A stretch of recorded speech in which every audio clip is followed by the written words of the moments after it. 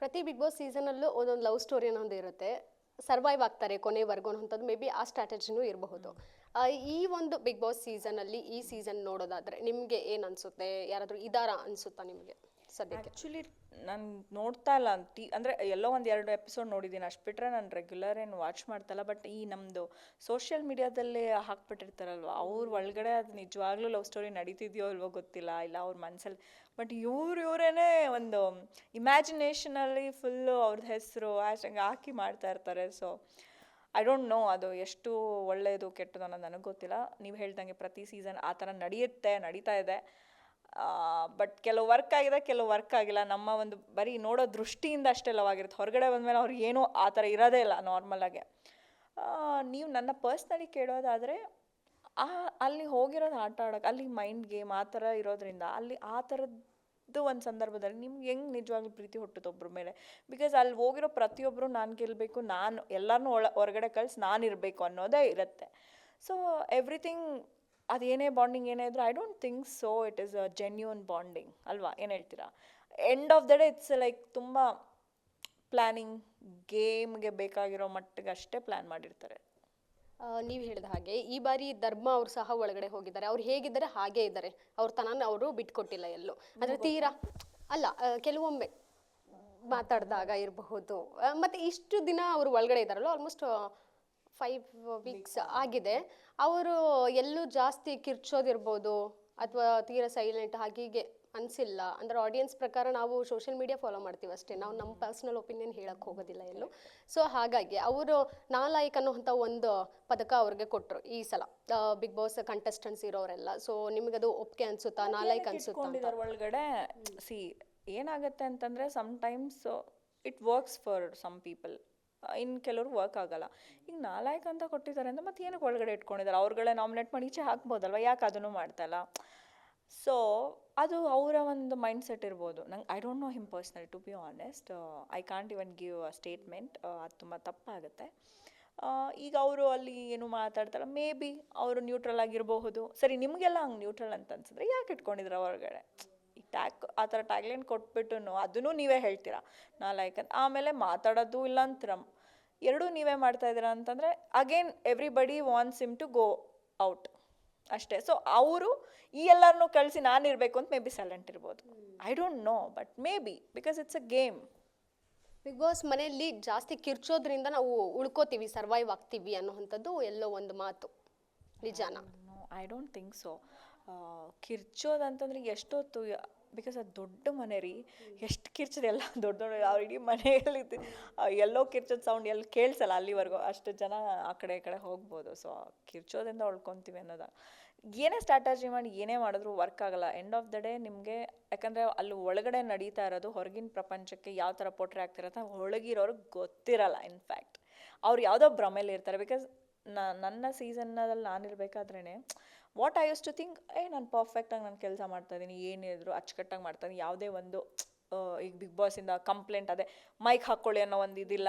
ಮತ್ತು ಯಾವುದೇ ಒಂದು ಟಾಸ್ಕ್ ಅಂತ ಬಂದಾಗೂ ನನಗೆ ಹಿನ್ನಡೆ ಇಲ್ಲ, ಎಲ್ಲದರಲ್ಲೂ ನಾನು I was at the front line, ಆ ಥರ ಇದ್ದೀನಿ. And everybody used to like me, everybody used to like pamper me, everybody used to appreciate me ಅಂದಾಗ ನನ್ನ ಮೈಂಡಲ್ಲಿ okay, I am the great, I am the person who can save ಅಂತಿರುತ್ತೆ.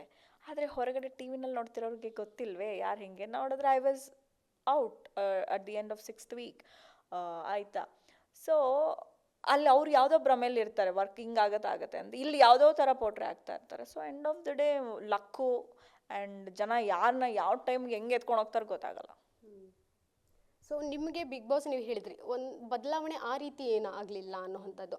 ಆದರೆ ಈಗಿನ ಸಿಚುವೇಶನಲ್ಲಿ controversy ಮಾಡ್ಕೊಂಡ್ರೆ ನಾವು ಹೆಂಗಿದ್ರು ಪರವಾಗಿಲ್ಲ, ಬ್ಯಾಡ್ ಆರ್ ಗುಡ್ ಆರ್ ನೆಗೆಟಿವ್ ಅನ್ನೋ ಥರ, ಪಾಸಿಟಿವ್ ನೆಗೆಟಿವ್ ಯಾವುದಾದ್ರೂ ಇರಲಿ, ಒಟ್ಟಿನಲ್ಲಿ ಚಾಲ್ತಿಯಲ್ಲಿರಬೇಕು ಅನ್ನೋ ರೀತಿ ಕೆಲವೊಬ್ಬರು ಇರೋವಂಥ ಮೈಂಡ್ಸೆಟ್. ನಿಮಗೆ ವೈಯಕ್ತಿಕವಾಗಿ ಆ ಒಂದು ಸ್ಟೇಟ್ಮೆಂಟ್ ಹೇಗೆ ಅನಿಸುತ್ತೆ? ಉತ್ತರ ಕೊಡ್ಬೇಕು ಅನ್ಸುತ್ತಾ, ಏನು ಯಾವ ರೀತಿ ಕೊಡ್ತೀರಾ? ಅದು ಅವರವ್ರ ಪರ್ಸ್ನಲ್ ಇದು. I can't give a statement about that. ಯಾಕಂತಂದರೆ ಬಿಫೋರ್ ಕೋವಿಡು ಬೇರೆ ಥರ ಇತ್ತು, ಟಿ ವಿ ಶೋಸ್ ಮತ್ತು ಈವನ್ ಪ್ರೋಗ್ರಾಮು ಮತ್ತು ರಿಯಾಲಿಟಿ ಶೋದು. ಬಟ್ ಆಫ್ಟರ್ ಕೋವಿಡು ಜನ ಥಿಯೇಟ್ರಿಗೆ ಸ್ವಲ್ಪ ಕಮ್ಮಿ ಮಾಡಿಬಿಟ್ರು ಹೋಗೋದು. ಹಾಗಾಗಿ ಏನಾಗೋಯ್ತು ಅಂದರೆ ಈ ಥರ ಸ್ಮಾಲ್ ಸ್ಕ್ರೀನಲ್ಲಿ ಬರೋವಂಥ ಕಾರ್ಯಕ್ರಮ ಮತ್ತು ಇದರಲ್ಲಿ ತುಂಬ ಪ್ರಾಮುಖ್ಯತೆ ಕೊಡೋ ಶುರು ಆಗ್ತಾ ಹೋಯಿತು. ಹಾಗಾಗಿ some people, not everybody, some people will think okay ಇದು ಇದರಿಂದ ನಾವು ಒಂದು ಮಟ್ಟಕ್ಕೆ ಹೆಸರು ತೊಗೊಂಡೋದ್ರೆ we can survive, we can do anything. But that's not wrong. ಅದು ಆ್ಯಕ್ಚುಲಿ ರಾಂಗ್ ಕ್ಯಾಲ್ಕುಲೇಷನ್. ನನಗೆ ಕೇಳಕ್ಕೆ ಹೋದರೆ ನನ್ನ ಬಗ್ಗೆನೇ ಹೇಳ್ಕೊಬೋದು. ಯಾಕಂದ್ರೆ ಬೇರೆಯವ್ರು ನನ್ನ ಎಕ್ಸಾಂಪಲ್ ಕೊಟ್ಟು ಸುಮ್ಮನೆ ಅನ್ನೆಸೆಸರಿ ಅವ್ರು ಅಫೆಂಡ್ ಆಗೋದು ಯಾಕೆ. ಸೊ ಯಾರ ಒಂದು ಫೀಲಿಂಗ್ಸ್ಗೂ ನಾವು ಇದು ಹರ್ಟ್ ಮಾಡಬಾರ್ದು. ಈಗ ನಾನೇ ಆಡ್ಬೋದು, ನಾನೀಗ ಕಾರುಣ್ಯ ರಾಮ್, ನಾನು ಎಲ್ಲಿ ಹೋದ್ರು ಬಿಗ್ ಬಾಸ್ ಅನ್ನಲ್ಲ, ಅವ್ರು ಹೇಳೋದೇ ನನಗೆ ಕಾರುಣ್ಯ ರಾಮ್ ಅಂತ. ಈಗಲೂ ನನ್ನ ಹೆಸರು ಚಾಲ್ತಿಯಲ್ಲಿ ಕಾರುಣ್ಯ ರಾಮ್ ಅಂತಲೇ ಇದೆ. ಜನ ನಾನೀಗ ಹೊರಗಡೆ ಹೋದರೂ ಗುರುತಿಸ್ತಾರೆ ನನ್ನ ಚಿತ್ರಗಳ ನಟನೆಯಿಂದ ಮತ್ತು ನಾನು ಮಾಡಿರ್ತಕ್ಕಂಥ ಸೋಷಿಯಲ್ ವರ್ಕಿಂದ, ಸೊ ನನ್ನ ಒಂದು ಪ್ರೆಸೆನ್ಸಿಂದ. ಈಗ ಪ್ರತಿಯೊಂದು ಸೀಸನಲ್ಲಿ ಈಗ ನೀವು ಅಂದ್ಕೊಂಡ್ರೆ ನಾನು ಇಲ್ಲಿ ಏನು ಬೇಕಾದ್ರೂ ಮಾಡಿಬಿಟ್ರೆ ಪಾಪ, ನೋ, ಈ ಒಂದು ಸೀಸನ್ ಮುಗೀತಾ, ಇನ್ನೊಂದು ಸೀಸನ್ ಶುರು ಆಗೋರ್ಗೆ ಅಷ್ಟೇ ಇರುತ್ತೆ. ಯಾಕಂದ್ರೆ ಬರೋ ಸೀಸನ್ ಬಂದಾಗ ನೆಕ್ಸ್ಟ್ ಇವ್ರ ಮೇಲೆ ತಾನೇ ಹೋಗುತ್ತೆ ನಿಮ್ಮೆಲ್ಲರದು ಕಣ್ಣು, ಮತ್ತು ಈಗ ನಿಮ್ದು ಮೀಡಿಯಾ ಅವ್ರದ್ದೆಲ್ಲ ಮೈಕು ಕ್ಯಾಮ್ರಾ ಎಲ್ಲ ಆ ಕಡೆ ತಾನೇ ಹೋಗುತ್ತೆ. So it's like very short period time. So ನಾವು ಯಾವತ್ತೂ ಪ್ಲ್ಯಾನ್ ಮಾಡಬೇಕಾದ್ರೆ ಏನೇ ಮಾಡಬೇಕಾದ್ರೂ ಆ ಒಂದು ಶಾರ್ಟ್ ಪೀರಿಯಡ್ಗೆ ಏನು ಬೇಕು ಅಂತ ಮಾಡಿಬಿಟ್ಟು ಗೊಂದಲದಲ್ಲಿ ಸಿಕ್ಕಾಕೊಳ್ಳೋದಕ್ಕಿಂತ ಲಾಂಗ್ ಪೀರಿಯಡಿಗೆ ಯೋಚನೆ ಮಾಡಬೇಕು. ನಿಮ್ಮ ಸೀಸನ್ನಲ್ಲಿರುವಂತಹ ಒಂದಷ್ಟು ಕಲೀಗ್ಸ್ ಯಾರ್ಯಾರಿದ್ರು ಬಿಗ್ ಬಾಸ್ ಒಳಗಡೆ ಇನ್ನೂವರೆಗೂ ಈ ಕಾಂಟ್ಯಾಕ್ಟ್ ಇದ್ದೀನಿ, ಮತ್ತು ಇನ್ನೊಬ್ರ ಜೊತೆ ಇವ್ರ ಜೊತೆ ಇಲ್ವಲ್ಲಪ್ಪ ಇನ್ನು ಅನ್ನೋದಾದರೆ ಯಾರು? ಓಕೆ, ನನ್ನ ಸೀಸನಲ್ಲಿ ಇದ್ದವ್ರು ನಿಜವಾಗ್ಲೂ ಯಾರ ಹತ್ರನೂ ನಾನು ಟು ಬಿ ಆನೆಸ್ಟ್, ನನ್ನ ಇಂಡಸ್ಟ್ರಿನಲ್ಲೇ ಲೈಕ್ ನನ್ನ ಮನೆ, ನನ್ನ ಅಪ್ಪ ಅಮ್ಮ, ನನ್ನ ಕೆಲಸ ಅಷ್ಟೇ. ನನ್ನ ಸೀಸನಲ್ಲಿ ಅಂದರೆ ನನ್ನ best friend Sukrutha. Of course I am always with like contact with her. ಅವಳು ಯಾವಾಗಲೂ ನನ್ನ good friend. Before Bigg Boss ಹೋಗಿ ಮುಂಚೆನೂ ನನ್ನ ಗುಡ್ ಫ್ರೆಂಡ್. ಅಲ್ಲೂ ನನಗೆ ಬಂದಳು ವೈಲ್ಡ್ ಕಾರ್ಡಲ್ಲಿ ತಿರುಗಿಗೋರು, ಇವತ್ತವರೆಗೂ ಅವಳೇ. ಅವಳು ಬಿಟ್ಟರೆ ಇನ್ಯಾರು ನನಗೆ ಪರ್ಸ್ನಲಿ ಅಷ್ಟು contact. Bhuvan is a good friend, very often we keep meeting. ಅದು ಬಿಟ್ಟರೆ ಲೈಕ್ ನೋಬಡಿ ಎಲ್ಸ್. ಪ್ರಥಮ್ ಯಾವುದಾದ್ರು ಒಂದು ಕಾರ್ಯಕ್ರಮದಲ್ಲಿ ಸಿಗ್ತಿರ್ತಾರೆ. ಆಮೇಲೆ ನಿರಂಜನ್ ದೇಶಪಾಂಡೆನೂ ಅಷ್ಟೇ ಕಾರ್ಯಕ್ರಮದಲ್ಲಿ ಸಿಗ್ತಾ ಇರ್ತಾರೆ. ಬಟ್ ಪರ್ಸ್ನಲಿ ಅಂತ ಬಂದರೆ ಸುಕೃತ ಅಷ್ಟೇ, ಇನ್ಯಾರೂ ಇಲ್ಲ. ಓಕೆ, ಈಗ ಬಿಗ್ ಬಾಸ್ ಹೊರತುಪಡಿಸಿ ನಿಮ್ಮ ಸಿನಿಮಾ ರಂಗ, ನಿಮ್ಮ ಪ್ರಾಜೆಕ್ಟ್ಸ್ ಸದ್ಯಕ್ಕೆ ಯಾವ್ದ್ಯಾವ್ದು ಒಪ್ಕೊಂಡಿದ್ದೀರಾ? ಯಾವುದಾದ್ರಲ್ಲಿ ಬ್ಯುಸಿ ಆಗಿದ್ದೀರಾ? ನನ್ನ ಪರ್ಸ್ನಲ್ ಪ್ರಾಜೆಕ್ಟಲ್ಲಿ ಬ್ಯುಸಿ ಆಗಿದ್ದೀನಿ. ನನ್ನ ಪರ್ಸ್ನಲ್ ಇಂಡಿವಿಜುವಾಲಿಟಿ, ಪರ್ಸ್ನಲ್ ಟೇಕ್ ಕೇರಲ್ಲಿ, ನನ್ನ ಕೇರಿಂಗಲ್ಲಿ ಬ್ಯುಸಿ ಆಗಿಬಿಟ್ಟಿದ್ದೀನಿ. ಅಂತಂದರೆ ಅಫ್ಕೋರ್ಸ್ ಎಲ್ಲರಿಗೂ ಒಂದು ಡೌನ್ಫಾಲ್ ಅಂತ ಇರುತ್ತೆ ಲೈಫಲ್ಲಿ, ಮತ್ತು ಪರ್ಸ್ನಲ್ ಪ್ರಾಬ್ಲಮ್ಸ್ ಅಂತ ಇರುತ್ತೆ. ಆ್ಯಂಡ್ ಬೇರೆ ಸಿನಿಮಾ ಹೊರತುಪಡಿಸಿ ಪರ್ಸ್ನಲ್ ಲೈಫ್ ಅಂತ ಇರುತ್ತೆ. ಸೊ ಅದರಲ್ಲಿ ಆಫ್ಟರ್ ಕೋವಿಡ್ಡು ಸ್ವಲ್ಪ ಎಲ್ಲರಿಗೂ ಅದೊಂದು ಸ್ವಲ್ಪ ಪ್ರಾಬ್ಲಮ್ ಆಯಿತು ಇಂಡಸ್ಟ್ರಿ ಪ್ರತಿಯೊಬ್ಬರಿಗೂ. ಈಗ ಸಿನಿಮಾಗಳ ನಂಬರ್ಸು ಕೂಡ ಕಮ್ಮಿ ಆಗಿರೋದ್ರಿಂದ ನಾನು ಕೂಡ ತುಂಬ ಒಂದು 2-3 ಸಿನಿಮಾಗಳು ಖಂಡಿತ ಬಂತು, ಇಲ್ಲ ಅಂತಲ್ಲ. ಸೊ ನಾನು ಟೈಮ್ ತೊಗೊಂಡು and I am doing on my personal on ಹೊಸ ಒಂದು ಬೇರೆ ವರ್ಕ್ ಕೂಡ ಮಾಡಬೇಕು ಅಂತ ಅದರಲ್ಲಿ ತೊಡಗಿಸ್ಕೊಂಡಿದ್ದರಿಂದ ಸ್ವಲ್ಪ ಸಿನಿಮಾಗಳ ಕಡೆ ಕಮ್ಮಿ ಆಯಿತು. ಈಗ ಮತ್ತೆ ಸ್ಟಾರ್ಟ್ ಮಾಡ್ತೀನಿ, ಹೊಸ ವರ್ಷದಿಂದ ಬ್ಯಾಂಗ್ ಅಂತ ಬರ್ತಾಯಿದ್ದೀನಿ. ವೆರಿ ಸೂನ್ ಎಲ್ಲರ ಮುಂದೆ ಆದಷ್ಟು ಬೇಗ ಬರ್ತೀನಿ. ಆ ಹೆಸರು, ನನ್ನ ತಂಡ, ಚಿತ್ರತಂಡ, ಯಾವ ಜಾನರ್ ಎಲ್ಲ very shortly you will know. ಇಷ್ಟು ವರ್ಷದ ನಿಮ್ಮ ಸಿನಿ ಜರ್ನಿನಲ್ಲಿ ಯಾವುದಾದ್ರೂ ರಿಗ್ರೆಟ್ ಮಾಡ್ಕೊಂಡಿದ್ದೀರಾ, ಇದನ್ನು ನಾನು ಸ್ವಲ್ಪ ಬೇಗ ಮಾಡಬೇಕಿತ್ತು, ತುಂಬ ಲೇಟಾಗಿ ಶುರು ಮಾಡಿದೆ ಅನ್ನೋವಂಥದ್ದು? ನೋ, ನಾನು ಯಾವತ್ತೂ ಯಾವುದಕ್ಕೂ ನಾವು ಮನುಷ್ಯ ಜನ್ಮ ಹೆಂಗೆ ಅಂತಂದರೆ ನಾವು ಕೊರಗಬಾರ್ದು ಯಾವ್ದು ಮಾಡೋದಕ್ಕೂ. ಸೊ ಅವಾಗ ಏನಾಗುತ್ತೆ ಅಂತಂದರೆ ನಾವು ಏನೇ ಪ್ರತಿಯೊಂದು ಕೆಲಸದಲ್ಲೂ ನಾವು ತುಂಬ ಪ್ರಯತ್ನಪಟ್ಟು ತುಂಬ ಹಾರ್ಡ್ ವರ್ಕ್ ಮಾಡಿರ್ತೀವಿ. ಅದೇನೋ ಸಕ್ಸಸ್ ಆಗಲಿಲ್ಲ, ಇಲ್ಲ ನಮ್ಮ ಹಣೆ ಬರೋ ಸರಿಗಿಲ್ಲ, ನಮ್ಮ ಕರ್ಮಾನುಸಾರ ಕಂಪ್ಲೀಟ್ ಆಗಿಲ್ಲ ಅಂತ ನಾವು ರಿಗ್ರೆಟ್ ಯಾಕೆ ಮಾಡಬೇಕು? So I don't do that. I generally don't do that. So it's okay, next ಮಾಡೋಣ, ನೆಕ್ಸ್ಟಿಗೆ ಇನ್ನೂ 100% ಕೊಡೋಣ ಅಂತ. ಆವಾಗಲೇ ಮಾಡೋಕ್ಕೆ ನಾವು ರಿಗ್ರೆಟ್ ಮಾಡ್ಕೊಂಡು ಕುಗ್ಗಿಸ್ಕೊಂಬಿಟ್ರೆ ನಮ್ಮನ್ನು ನೆಕ್ಸ್ಟಿಗೆ ನಾವು ಏನೂ ಮಾಡೋಕ್ಕಾಗಲ್ಲ ಅಲ್ವಾ? ಹಂಗೆ. ಸೊ ನಿಮ್ಮ ಸ್ಲೋಗನ್ ಏನು ಜೀವನದಲ್ಲಿ? ನೋಡಿ ನಗ್ತಾ, ಎಷ್ಟು ಸ್ವೀಟಾಗಿ ನಗ್ತಾ ಇದ್ದಾಳಲ್ವಾ? ಸೊ ಇದೇ ಥರ ನಗ್ತಾ ಖುಷಿಯಾಗಿರಿ. ನಮ್ಗೆ ಒಳ್ಳೇದು ಮಾಡೋಕ್ಕಾಗುತ್ತೋ ಇಲ್ವೋ, ಕೆಟ್ಟದನ್ನು ಖಂಡಿತ ಯಾರಿಗೂ ಮಾಡಬೇಡಿ.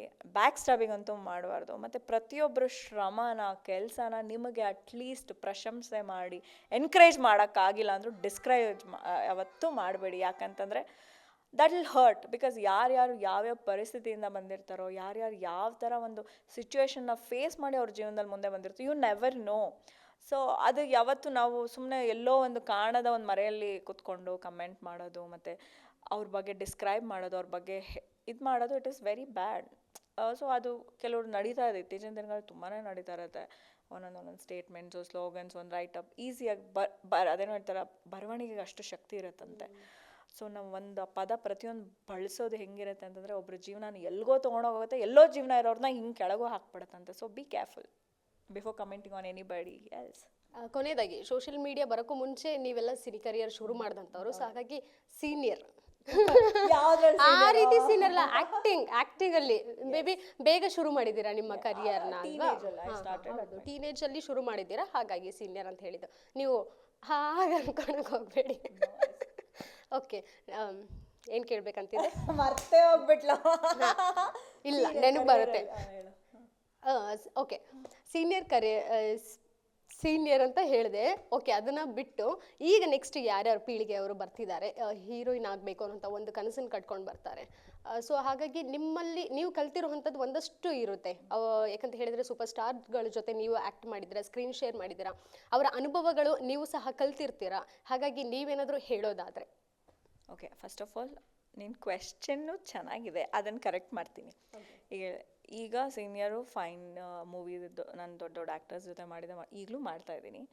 ಆ್ಯಂಡ್ ಸೆಕೆಂಡ್ ಥಿಂಗ್, ಈಗಿನ ಬರೋ ಆ್ಯಕ್ಟ್ರಸ್ಗಳಿಗೆ ಏನು ನೀವು ಹೇಳ್ತೀರ, ಬಿಕಾಸ್ ನಾನು ಇನ್ನೂ ಜೀವನದಲ್ಲಿ ಮತ್ತು ಆ್ಯಕ್ಟಿಂಗ್ ಕಲಿಯೋದು ತುಂಬ ಇದೆ. I am also still baby, small girl, ಇನ್ನೂ ಬೇಬಿ ಸ್ಟೆಪ್ಸೇ ಇಡ್ತಾ ಇದ್ದೀನಿ. ತುಂಬ ದೊಡ್ಡದಿದು, ಇನ್ನೂ ಕಲಿಯೋದಿದೆ, ಇನ್ನು ನಾನೇ ಎಷ್ಟೊಂದು ತಿಳ್ಕೊಳ್ಳೋ ಅಂಥದ್ದಿದೆ. ಆಮೇಲೆ ಯಾರು ಇಂಡಸ್ಟ್ರಿಗೆ ಬರಬೇಕು ಅಂತ ಆಸೆ ಇಟ್ಕೊಂಡು ಬರ್ತಿರೋ ಅಂಥವ್ರು, ದೊಡ್ಡವರಾಗಲಿ ಚಿಕ್ಕವರಾಗಲಿ, ಬಿಕಾಸ್ ಈಗ ಮುಂಚೆ ಒಂದು down the line 5 to 10 years before ಇದ್ದಿದ್ದು ನೀವು ಹೇಳ್ದಂಗೆ ಈಗ ಏನಾಗ್ತಾ ಇದೆ, ಹೊಸಬ್ರಿಗೆ ತುಂಬ ಕಮ್ಮಿ ಆಫರ್ಸು. ಈಗ ಏನಂತಂದರೆ ನಿಮಗೆ ಎಕ್ಸ್ಪೀರಿಯನ್ಸ್ಡ್ ಆರ್ಟಿಸ್ಟ್ ನೀವು ನೋಡಿ, ಯಾವುದೇ ದೊಡ್ಡ ಚಿತ್ರದಲ್ಲಿ ನೋಡಿ, ನೀವೆಲ್ಲ ಆಲ್ರೆಡಿ ಇಂಡಸ್ಟ್ರಿಲಿ ಎಷ್ಟೋ ವರ್ಷದಿಂದ ಇರೋವಂಥವ್ರು. ಈಗ ನಮ್ಮ ಇವರು ಮಂಜು ವಾರಿಯರ್ ಮೇಡಮ್ ರೀಸೆಂಟಾಗಿ ರಜನಿಕಾಂತ್ ಸರ್ ಸಿನಿಮಾಲಿ ಲೇಡಿ ಸೂಪರ್ ಸ್ಟಾರ್ ನಯನತಾರ ಅವರಾಗಿರ್ಬೋದು. ಆಮೇಲೆ ಈ ಥರ ಪ್ರತಿಯೊಬ್ಬರು ಆಗಿನ ಹೀರೋಯಿನ್ಸ್ ಇವಾಗಲೂ ಚಾಲ್ತಿಯಲ್ಲಿರೋದು. ಸೊ ಇವಾಗ ಏಜ್ ಅನ್ನೋ ಬ್ಯಾರಿಯರ್ ಹೋಯ್ತು. ಸೀನಿಯರು ಜೂನಿಯರ್ ಅನ್ನೋದಕ್ಕಿಂತ ಈಗ ಪಾತ್ರಗಳು ಹಂಗೆ ಬರ್ತವೆ, ಮೆಚೂರಿಟಿ, ಕ್ಯಾರೆಕ್ಟರ್ಗಳು, ನಿಮಗೆ ಆ ಕೆಪಾಸಿಟಿ ಇರಬೇಕು ಆ ಒಂದು ಕ್ಯಾರೆಕ್ಟ್ರನ್ನ ತೊಗೊಂಡು ಅಭಿನಯಿಸೋದಕ್ಕೆ. ಆ ಥರದ್ದನ್ನು ಆಗ್ತಿರೋದ್ರಿಂದ ಯಾರೇ ಸಿನಿಮಾಗೆ ಬಂದರೂ ಖಂಡಿತವಾಗ್ಲೂ ಇದೊಂದು ಈಸಿ ಅಂತ ಅಲ್ವೇ, ನಾನು ಹೋಗ್ಬಿಟ್ಟು ಸುಮ್ಮನೆ ಕ್ಯಾಮ್ರಾ ಮುಂದೆ ನಿಂತ್ಕೊಂಡ್ಬಿಟ್ರೆ ಆ್ಯಕ್ಟ್ರೆಸ್ ಆಗಿಬಿಡ್ತೀನಿ ಅಂತ ಅಲ್ಲ. ತುಂಬ ಹೋಮ್ವರ್ಕ್ ಇದೆ, ತುಂಬ ಕಲಿಯೋವಂಥದ್ದಿದೆ. ಇವಾಗ ಸೋಷಿಯಲ್ ಮೀಡಿಯಾ ತುಂಬ ಬೂಮಿಂಗ್ ಇರೋದ್ರಿಂದ ನಿಮ್ಮ ಒಂದು ಪ್ರತಿ ಪ್ರೆಸೆನ್ಸು, ಮಾತಾಡೋ ರೀತಿ, ಹಾವಭಾವ ತುಂಬ ಮುಖ್ಯ ಆಗುತ್ತೆ. ನಿಮ್ಮ ಜನ ತುಂಬ ನೀಟಾಗಿ ಡಿಸೈನ್ ಮಾಡಿಬಿಡ್ತಾರೆ ನೀವು ಫಸ್ಟ್ ಅಪಿರಿಯನ್ಸಲ್ಲಿ. ಸೊ ಬಿ ಕೇರ್ಫುಲ್, ಅದಕ್ಕೆ ಮುಂಚೆ ತುಂಬ ಪ್ರಿಪೇರ್ ಆಗಿ ಬನ್ನಿ. ಆ್ಯಂಡ್ ಬರೋರು ಯಾವತ್ತೂ ಒಂದು ದೊಡ್ಡ ಕನಸನ್ನ ಇಟ್ಕೊಂಡು ಹಾಗೆ ಬಂದಿದ ತಕ್ಷಣ ಆಗುತ್ತೆ ಅನ್ನೋದಕ್ಕಿಂತ ಯಾವಾಗಲೂ slow steady and win the race. I believe in it. Win ಟಕ್ ಅಂತ ಆಗಿದ ತಕ್ಷಣ ತುಂಬ ನಿಮಗೆ ಹರ್ಡಲ್ಸ್ ಜಾಸ್ತಿ ಹೋಗುತ್ತೆ. ಸಡನ್ನಾಗಿ ನೀವು ಆ ವಿನ್ ಎಷ್ಟು ನೀವು ಸಕ್ಸಸ್ನ ಅನುಭವಿಸ್ತಿರ್ತೀರೋ ಹಾಗೆ ಬರೋವಂಥ ನೆಗೆಟಿವ್ನ ನೀವು ತೊಗೊಳಕ್ಕಾಗಲ್ಲ. ನಿಧಾನಕ್ಕೆ ವಿನ್ನ ತೊಗೊಳ್ಳಿ, ಆವಾಗ ಹಾಗೆ ಎಲ್ಲನೂ ಎಕ್ಸ್ಪೀರಿಯನ್ಸ್ ಮಾಡ್ತೀರಾ ಅಂತ ನಾನು ಅಡ್ವೈಸ್ ಮಾಡ್ತೀನಿ. Okay, thank you. ಇಷ್ಟೊತ್ತು ನಮ್ಮೊಟ್ಟಿಗೆ ಮಾತನಾಡಿದ್ದಕ್ಕೆ ಖುಷಿಯಾಗಿ. Thank you so much. So sweet, thank you. ನೀನು ಅಷ್ಟೇ ಪಟಾಣಿ ಥರ ಅಲ್ಲ, ಪಟಾಕಿ ಥರ ಏನು ಪ್ರಿಪೇರ್ ಆಗಿ ಬಂದಿಲ್ಲ ಮೇಡಮ್. ನಾನು ಏನು ಕೇಳ್ತೀನಿ ಅಂದರೆ ಏನು ಪ್ರಿಪೇರ್ ಆಗಿಲ್ಲ, ಒಂದಷ್ಟು ಮೈಂಡಿಗೆ ಬಂದಿದ್ದು ಕೇಳಿ ಎಷ್ಟು ಚೆನ್ನಾಗಿ ಮಾತಾಡಿದೆ ನೀನು. ಗುಡ್. ನನಗೆ ಆನ್ಸರ್ ಮಾಡೋಕೆ ಇವಳಿಗೆ ಏನು ಪ್ರಿಪೇರ್ ಆಗಿಲ್ಲ ಅಂದರೆ ಇಷ್ಟೊಂದು. You believe it or not, ನಾನು ಅಷ್ಟೇ. ನಂಗೆ ನಿಜ ನೀವು ಏನು ಕೇಳ್ತೀರ ಅನ್ನೋದೇ ನಂಗೆ ಐಡಿಯಾ ಇರಲಿಲ್ಲ, ಆಯಿತಾ. ನಂಗೆ just okay you want to give Bigg Boss ಬಗ್ಗೆ ಅಂದರೆ ನಾನು ನಾನೇ ನೋಡ್ತಿಲ್ಲ ಏನು ಮಾತಾಡಲಿ ಅಂತ. ಐ ಹೋಪ್ ನನಗೆ ಗೊತ್ತಿರೋವಂಥದ್ದು, ನಾನು ಎಕ್ಸ್ಪೀರಿಯನ್ಸ್ ಮಾಡಿರ್ತಕ್ಕಂಥದ್ದಾಗಿರ್ಬೋದು, ಇಲ್ಲ ನಾನು ಇತ್ತೀಚೆಗೆ ನೋಡಿರೋ ಅಪ್ಡೇಟಿಗೆ ತಕ್ಕಾಗೆ ನಾನು ಮಾತಾಡಿದ್ದೀನಿ ಅಂತ ಅನಿಸುತ್ತೆ. ಅಫ್ಕೋರ್ಸ್ ನಾನು ಇಲ್ಲಿ ಯಾರಿಗೂ ಪರ್ಟಿಕ್ಯುಲರಾಗಿ ಮೆನ್ಷನ್ ಮಾಡಿನೂ ಹೇಳಬೇಕಂತಲ್ಲ ಏನಿಲ್ಲ. ಸೊ ಅರ್ಥ ಮಾಡ್ಕೊಂಡು ಎಲ್ಲರೂ ನೀಟಾಗಿ ನಡ್ಕೊಂಡ್ರೆ ಎಲ್ಲರಿಗೂ ಚೆನ್ನಾಗಿರುತ್ತೆ. Thank you so much. ಇದಿಷ್ಟು ನಮ್ಮ ಕನ್ನಡ ಚಿತ್ರರಂಗದ ನಟಿ ಕಾರುಣ್ಯ ರಾಮ್ ಅವರ ಮಾತಾಗಿತ್ತು. ಕ್ಯಾಮ್ರಾಮನ್ ಅಭಿಷೇಕ್ ಜೊತೆ ಕೀರ್ತಿ ಪಾಟೀಲ್, ಸಮಯ ನ್ಯೂಸ್, ಬೆಂಗಳೂರು.